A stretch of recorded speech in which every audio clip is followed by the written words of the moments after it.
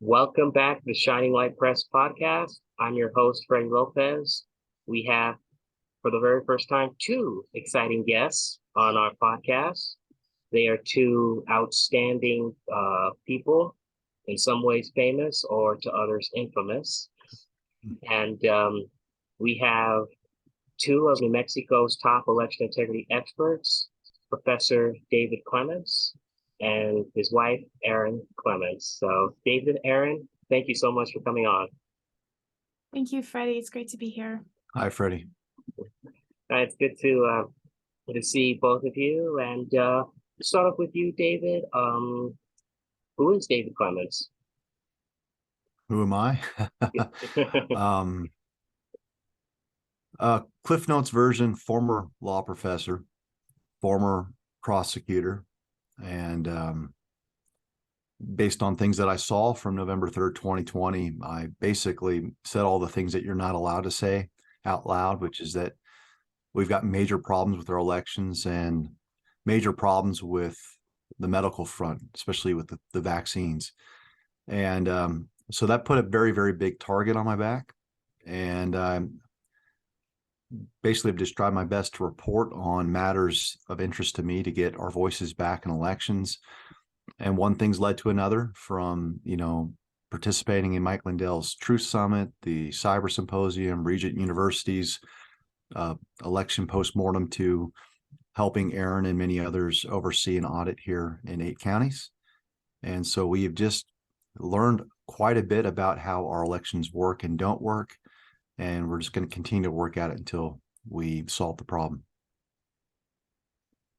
Great, that's fantastic. Yeah, and we've had Erin Clements before, and I don't think any of you need a big introduction, but if you would explain your background as well, just very briefly, Erin. I'm a civil structural engineer, mother of 3, and I've been working with David, and these same issues are very dear to my heart as well. And so we've been a team fighting really the same from COVID to election fraud together. Yes, absolutely. You've been two an outstanding duo when it comes to New Mexico. And I remember you actually got on my radar, and when you had famously at NMSU decided to make a stand to where not only will you not wear a mask, you will not get vaccinated, but you will also not get tested. And you were that, I remember when I was in class at the community college, there were a few people who were like, did you hear about the professor in Las Cruces that did this? And I just said, wow, it sounds like you made a stand. So what led up to you making that decision? What was the aftermath of that? Well, what led up to it was one of the courses that I was tasked with teaching at the university was consumer protection. And so here I show up to class and I tell students on how to hold government agencies accountable when they do the wrong thing.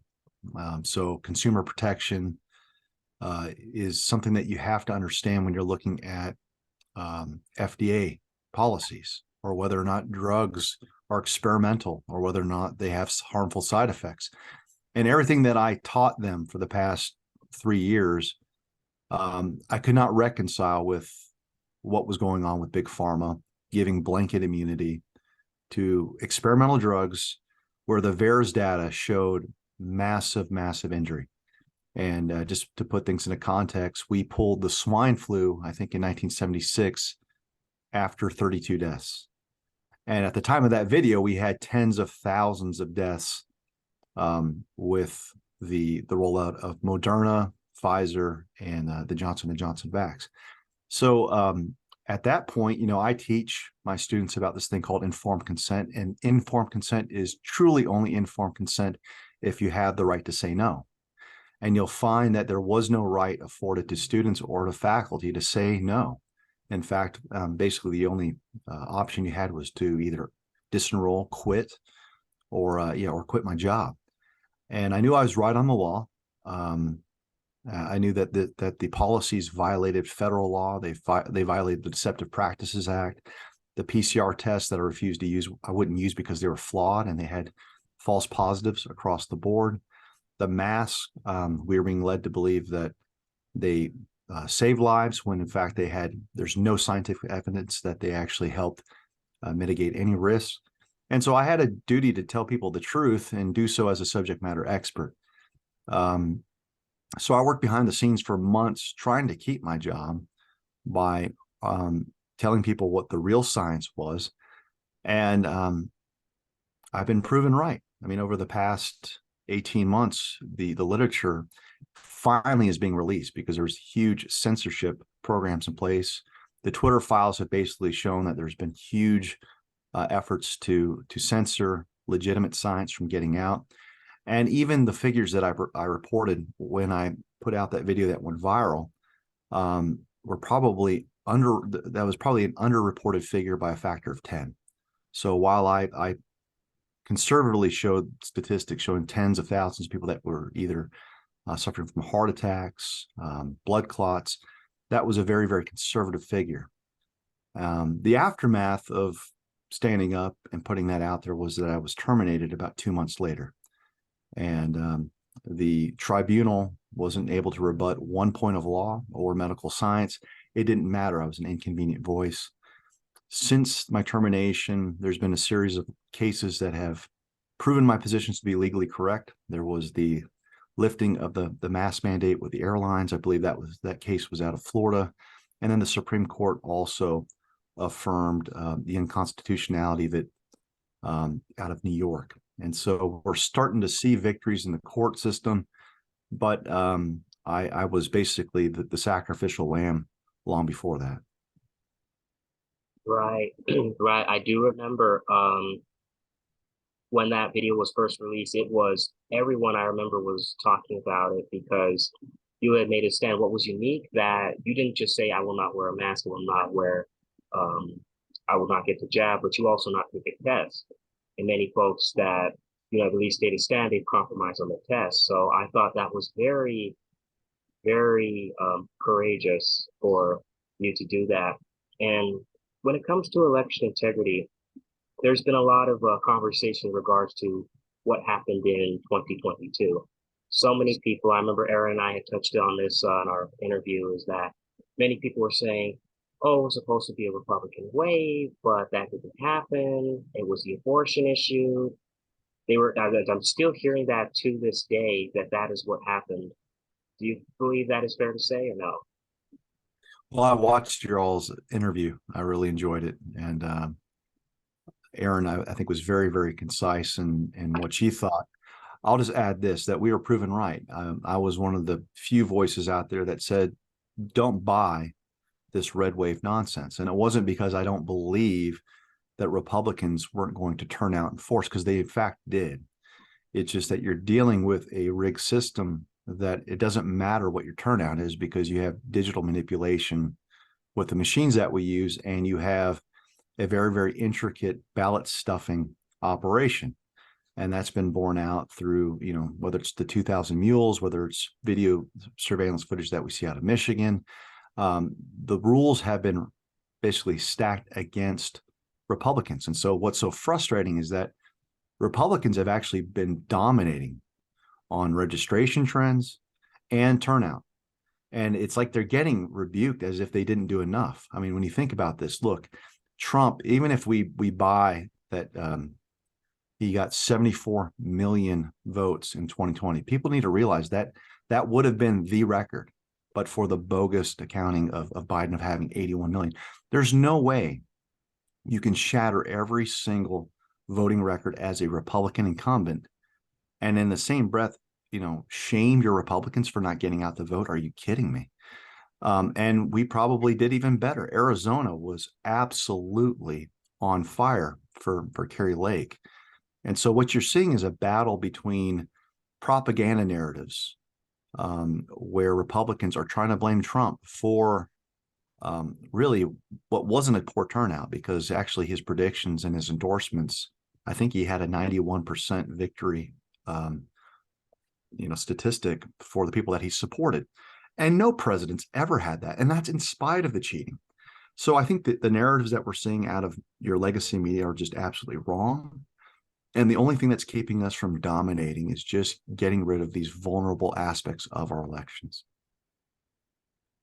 I agree. I agree. And also, there have been many folks who talk about, as you mentioned, Arizona with Kerry Lake. Everyone I remember in Arizona was all for Kerry Lake. People would describe Katie Hobbs as Joe Biden. She was always in her basement, never campaigned, never was out there, but yet they say that she had won. And same even with Georgia, with Herschel Walker and Raphael Warnock. That was still um, there were many discrepancies there as it was in Arizona, but not many people talk about, and you're the one who brought attention to this, is the Audrey Trujillo race for Secretary of State in New Mexico. Everyone I remember, especially being involved on the campaign trail, everyone was for her. I rarely saw any signs for our opponents. I saw nothing but total support, in some ways even more so than for the governor's race with Mark Ronchetti, Michelle Lujan Grisham. And wanted to ask, what was the discrepancy that you had noticed specifically with her race? Well, we haven't gotten a lot of information yet as far as the data, because they hide it for 45 days following certification. So like the in the weeds data that I want to look at, we still can't get it for another week or two. And they're starting to push back even delivering data that we've always been able to get in the past, because we figured out how to find like the anomalies and point to it and say, look, here's your fraud. But what was available is your election night reporting that was available immediately. And so I did some analysis on that on the 8th and the 9th, and I published a short report on it for New Mexico. And something we saw in the election night reporting, this wasn't in Audrey's race, but it was in, I think, 2 of the congressional races and the governor's race, is you had your votes increasing throughout the night. And then there was this one point where a certain amount of the votes went away in those 3 races, and then they popped up again later. And this is impossible. This is not real accounting. And to have it only in 3 races and not the others, it tells you, I mean, I've brought this issue to the attention of some clerks, and they'll say, oh, well, somebody probably took back their results and then reloaded them. Well, if they took back their results and reloaded them, then all of the candidates would have to go down for whatever it was taken out and then all go back up. But the fact that 3 did this, dip, lost votes and regain them, that tells you that something very fishy is going on. Something about Audrey's race that was an anomaly that stood out was her opponent.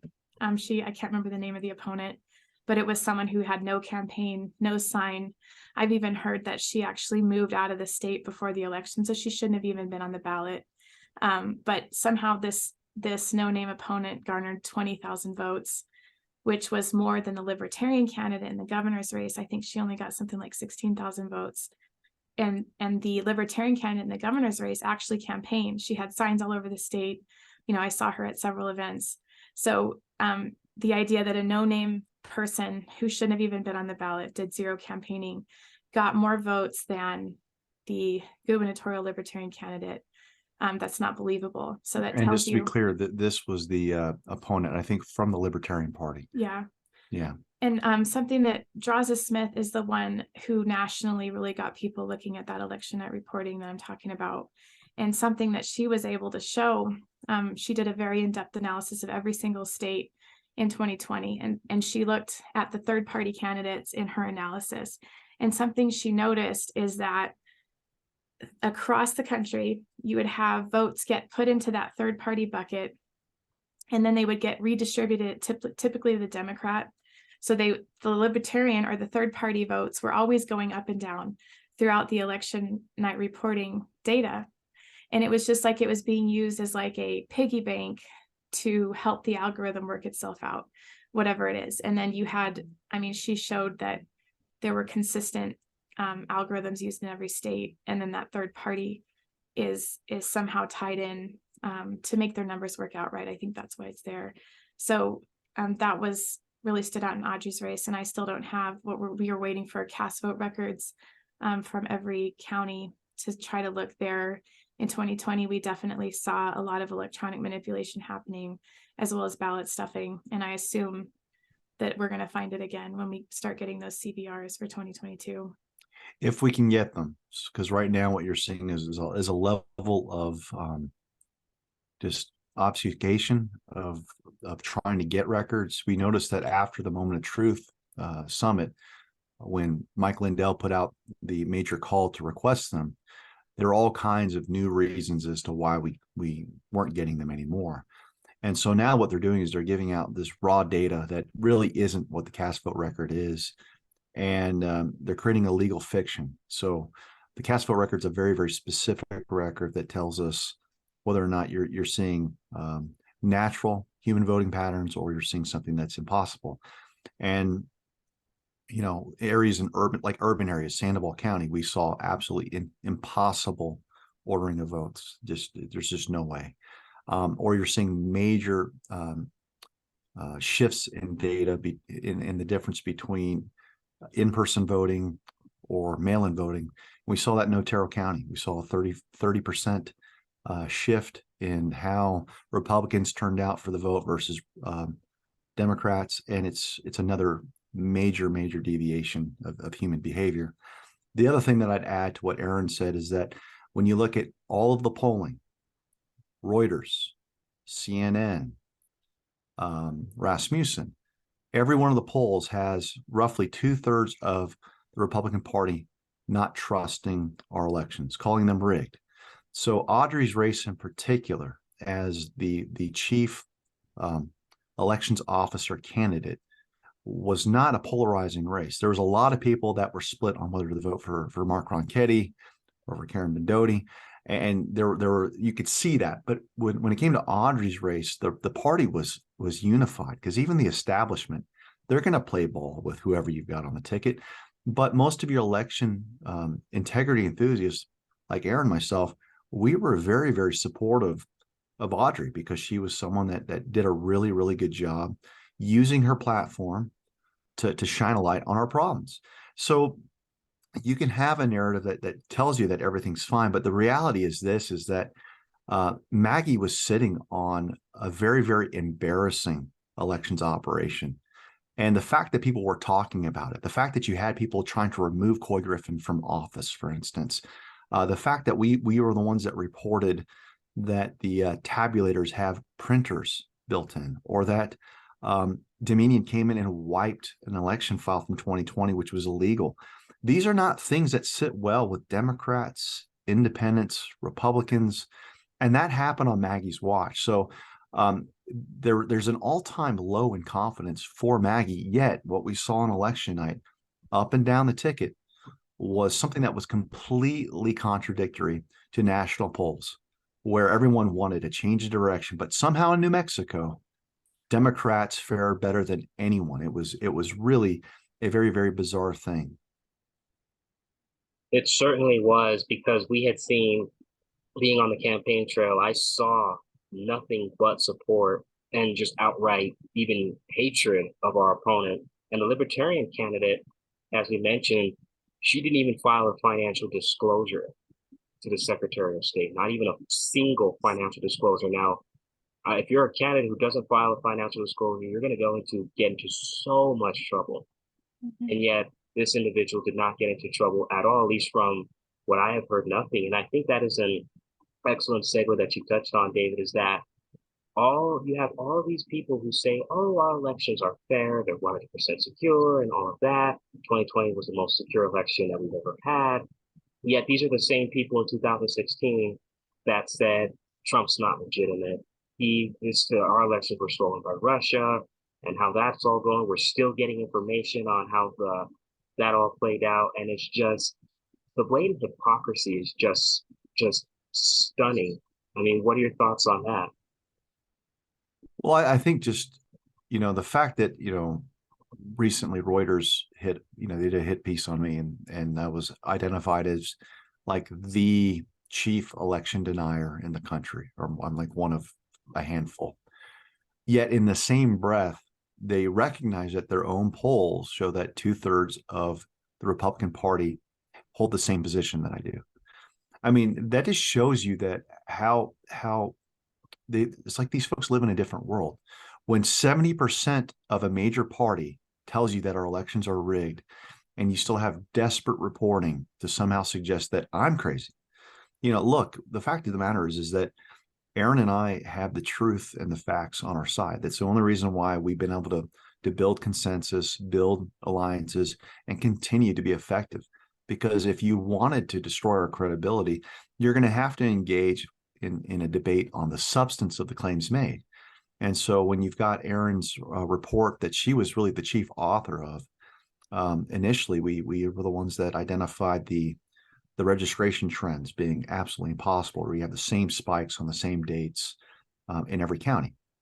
That got the attention of Otero County and gave us another opportunity to have that fully commissioned audit, which led to a 500-page plus report.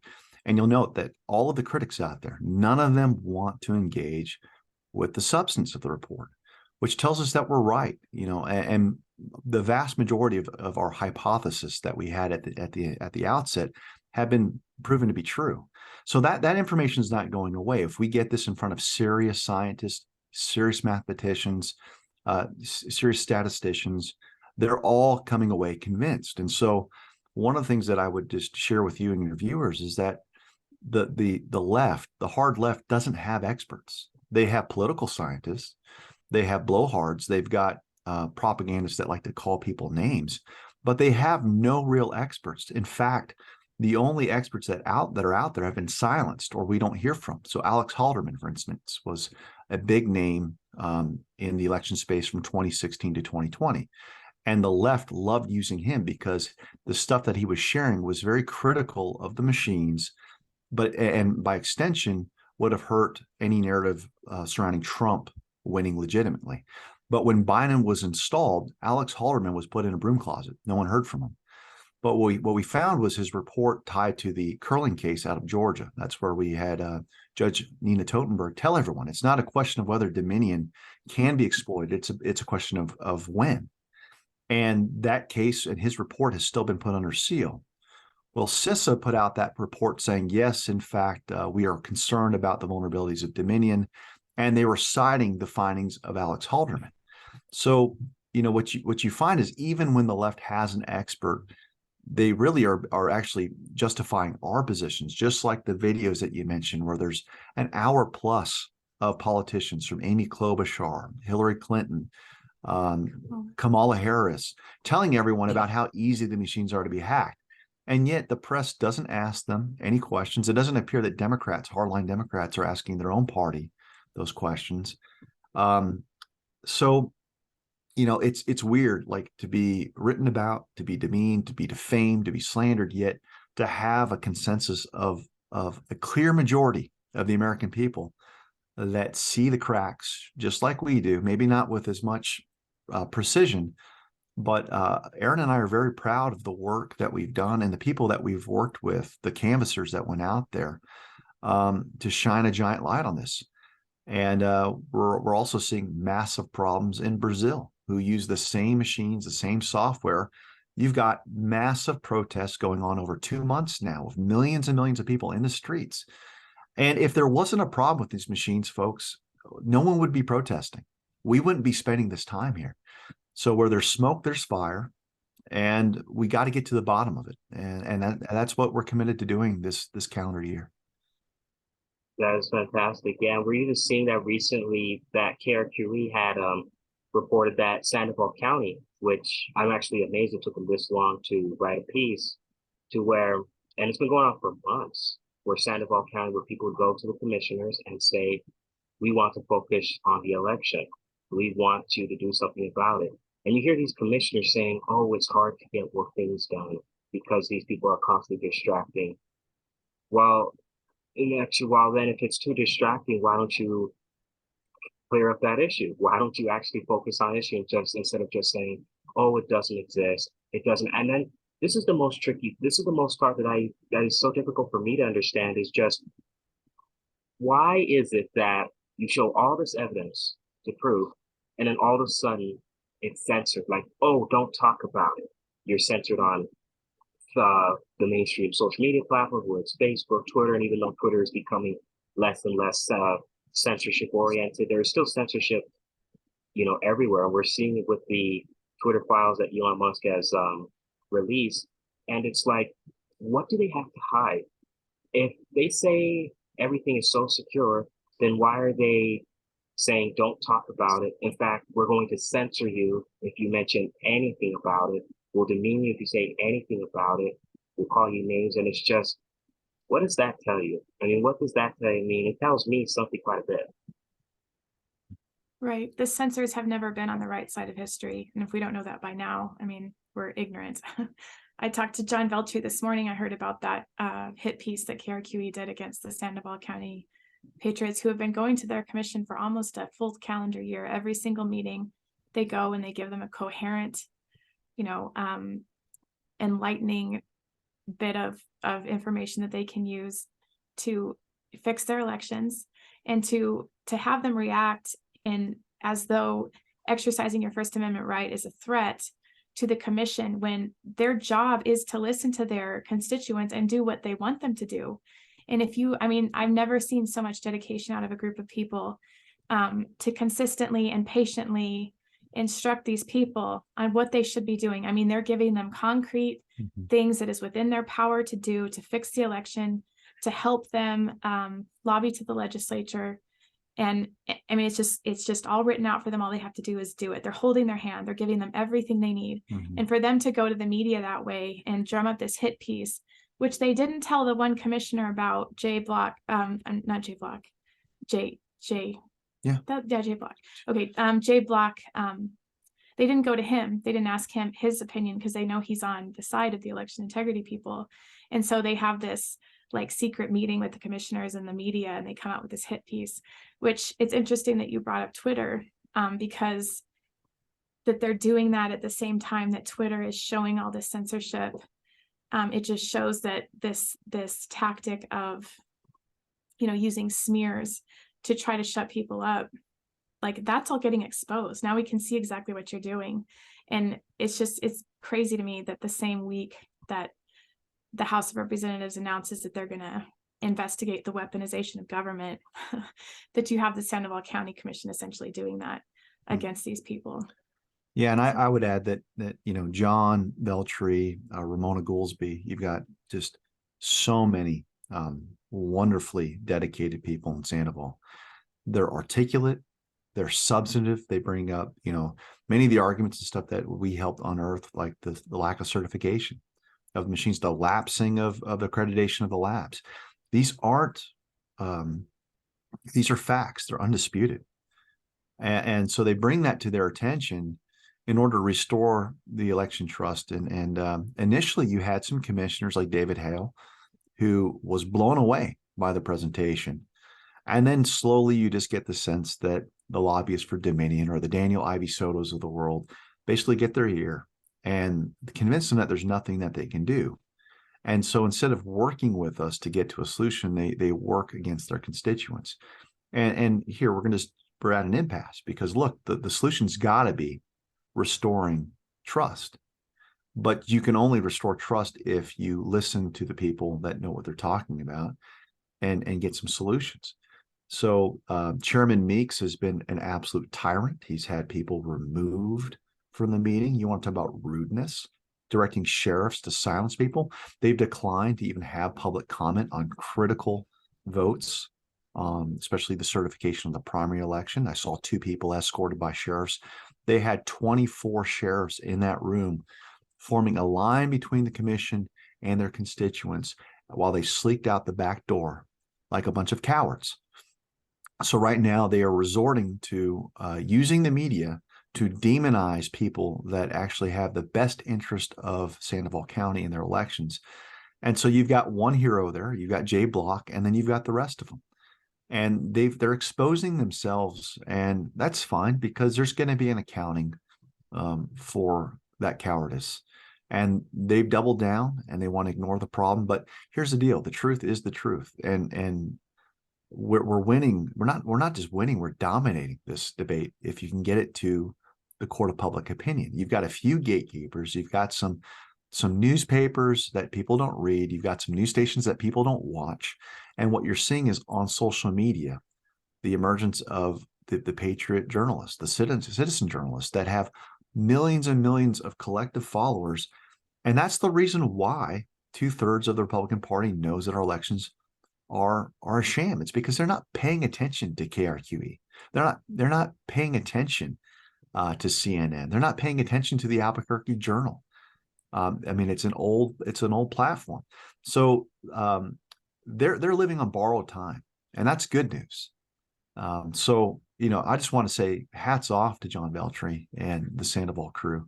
They are probably the most tireless and dedicated, organized patriot group in the country. And I've been all over the country, but when it comes to just sheer perseverance, like clockwork, every 2 weeks, they're there. And I think if we could just encourage people in Sandoval County to join them, so it's not the same dozen patriots. They need to have hundreds there to show this council that they're not going away. Yes, absolutely, absolutely. And it's just very similar to what happened with the school boards when it came to critical race theory. You had all these individuals who made their oops. My dogs just started barking, so my apologies for this. Sorry about that. But anyway, but yeah, as to what I was saying, it is just, quite remarkable to see what many people can accomplish by just simply going and saying, hey, this is what we want done. When it came to critical race theory and to school boards, many people have done that, and that could be, it is truly remarkable to see. And one of my biggest questions I think I have for the both of you is that, the solutions that we have, it's like they are so simple, and yet you have people who say it can't be done. I mean, you have people out there who say, oh, the Mexicans can't count when it comes to hand counting.